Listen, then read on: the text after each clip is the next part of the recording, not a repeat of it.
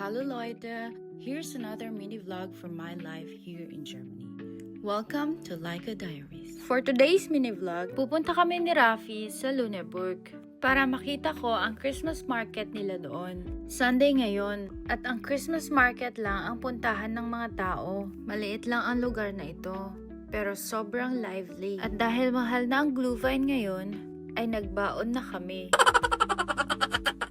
Sobrang perfect din ang lalagyanan namin dahil nadadala namin kahit saan. Ang Glühwein ay isang klase ng red wine na pinapainit. Madalas itong iniinom sa Christmas market. At habang naglalakad-lakad kami, napansin ko nga ito, pinapailawan nila ang kanilang church. At pinapatunog din ang kampana.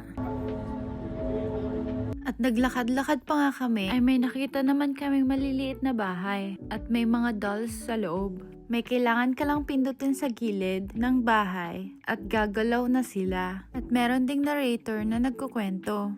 Sa totoo lang, parang nakakatakot yung mga dolls. Pero at the same time, interesting din.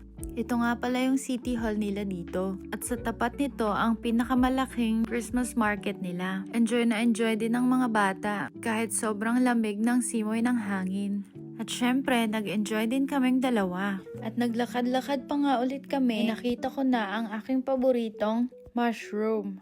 At grabe, 7 euros nga ang isang order nito dito sa Lüneburg. Pero dahil gustong-gusto ko to, ay kumuha pa rin kami. At hindi rin naman ako nagsisi. Ganito nga ang Pasko dito sa Germany. Ibang-iba ang Paskong kinalakihan natin sa Pilipinas. Pero iba pa rin ang Pasko sa Pilipinas dahil nandoon ang pamilya. At naglakad-lakad pa ulit kami, ay nakakita naman kami ng churros. At umorder na nga kami ng Nutella at may lotus cream. At ayan na, excited na ako. Yummy. Yummy. Yummy. Yummy. Yummy. Yummy.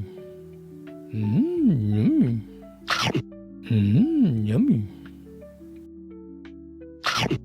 At sobrang sarap nga. O sige na, Leute. Salamat ulit sa pagsama sa amin. Don't forget to like, follow, and share. Tschüssi!